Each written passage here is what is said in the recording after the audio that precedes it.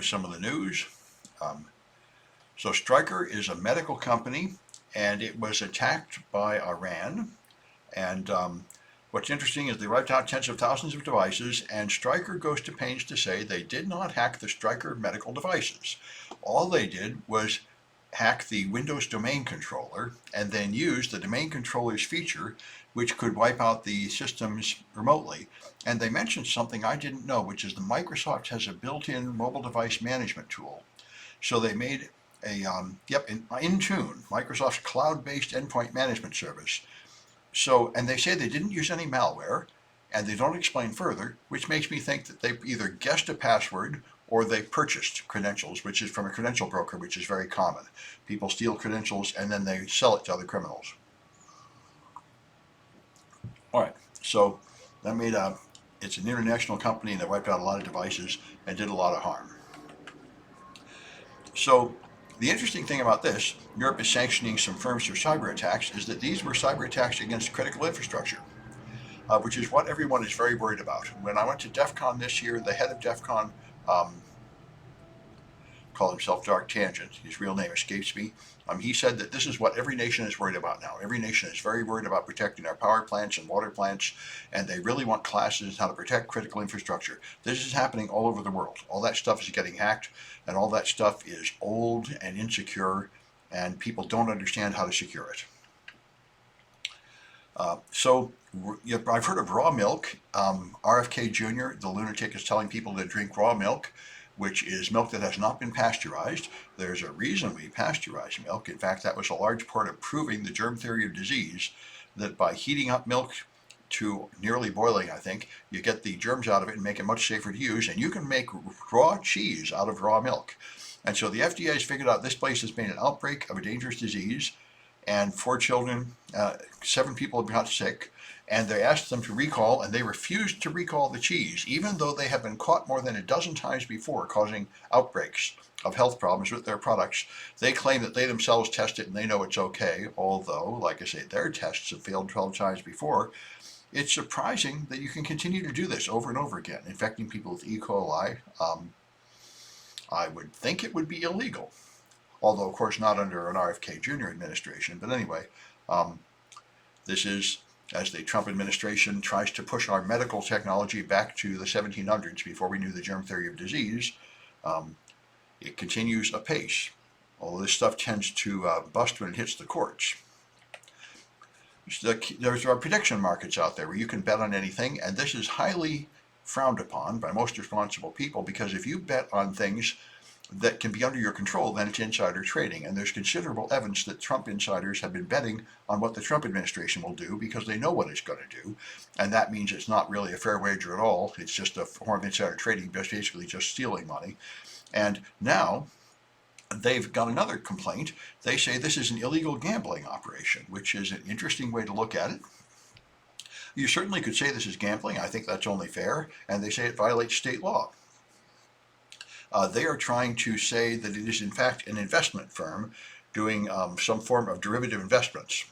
So this will have to play out in the courts to see. But that might be one thing to do to these prediction markets, is regard them as illegal gambling and shut them down on those grounds. So this is another guy. This is the OWASP large language model vulnerability number 8. Over-reliance, which I keep saying I think should be number 2. It's really important. People trust these AI agents far more than you should. So this guy developed a game called Subnautica 2, and this game had a contract that if it sold a certain number of copies, he would pay a $250 million bonus to the person he bought the game from. And it was on track to do that. So he asked his lawyers and companies, there's some way I can cheat him out of that money. I don't want to pay that bonus. I want you to find some kind of loophole so I can say that even though we changed the sales, somehow we had to change some different kind of sales, or something about these sales means they don't count or something. And they all said, no, you have to pay. So he asked ChatGPT, and ChatGPT made a plan that he could use to avoid paying, which would involve trying to buy the company, forming an internal task force. And here's what he says. Do these things. Do preemptive framing. Repeat the protecting quality is the highest thing. Lock down the publishing rights for the earn-out freeze. He had a scheme to sort of swindle this guy out of the money, and it all failed when he went to court, of course. The case guys, he looks like he's going to lose. The judge has ordered he reinstate the fired developers and has exposed their flailing use of ChatGPT. So this is yet another case of another name for this stuff is ChatGPT psychosis, where people let ChatGPT talk them into doing something stupid that they probably wouldn't have done on their own. Anyway, so I've not used these things. KVMs solve the following problem. Suppose you have a fleet of servers and they're all over the place. Hundreds of servers in different cities, maybe in different nations, and then some kind of attack happens or power failure or something. Your servers go down and you need to reboot them, or you need to say reinstall Windows or install a different BIOS update or something in those servers. Now, normally you have to drive and physically touch those servers, but not if you install one of these IP KVMs. They give you complete control of the device at the BIOS level, so you could even reinstall the operating system remotely. Now, the problem is, that means if somebody else got control of the IP KVM, they would have total control of your hardware. They could steal all the data, reinstall the operating system and all that jazz, shut off your servers, and so devices are pretty cheap. And it turns out that they have serious flaws. They're just not very well made. They found insufficient verification of the authenticity of the firmware, so you could upload malicious firmware. Some of them have just straight up command injection. Some of them don't verify their updates well enough, so you can push through a malicious update. Some of them don't have enough rate limiting, so you can try thousands of passwords until you get in. Just elementary flaws are present in these devices, and some of them are not planning to fix it at all. Others have fixes coming, but it's a pretty good article. Pretty good point. And I think it's fair to call this close to that critical infrastructure stuff I was talking about before. You have hardware-based devices doing important jobs that really aren't up to date with modern security standards, so they're pretty easy to hack. And a lot of that stuff is out there. It's pretty much sitting ducks as soon as somebody decides to test its security.